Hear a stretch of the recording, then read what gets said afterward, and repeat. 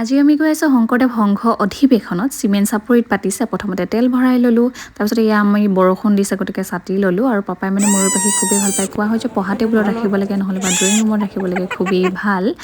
আৰু দেখিছে এয়া মই কাপোৰ এযোৰ ল'লোঁ, বগা কাপোৰ এযোৰ লগতে গামোচা দুখন ল'লোঁ আৰু মই ভাবিছোঁ জুবিন গাৰ্গক প্ৰেয়সীবোৰক এইটো দিলে ভাল হ'ব। আৰু দেখিছেনে ইমান বোকা। এতিয়া আমি গৈ আছোঁ মেইন গেটলৈ আৰু এইখন হৈছে আমাৰ চিমেণ্ট চাপৰি, গোটেইখিনি মানে ইমান ধুনীয়া লাগিছে। লগতে খালোঁ আমি ভাজা চানা।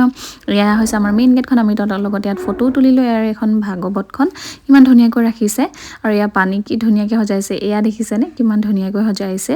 লগতে এই মেইন গেটখনৰ গোটেইখিনি মানে ধানেৰে তৈয়াৰ কৰিছে এইখিনি। লগতে আকৌ এইটো ঝাৰুৰ পৰা তৈয়াৰ কৰা হৈছে আৰু ওপৰত গোটেই টকৌ পাতেৰে সজা হৈছে। লগতে যিখিনি বগা খুঁটা আছে সেয়া হৈছে আমাৰ তামোল গছৰ। আৰু লগতে এয়া ভোজনালয় দেখিছেনে ইমান দীঘল লাইন, একেবাৰে সেইডোখৰলৈকে গোটেই দীঘল লাইন। শেষত আমি ভাওনা চালোঁ, চাওমিন খালোঁ আৰু শেষত আমি গুচি আহিলোঁ।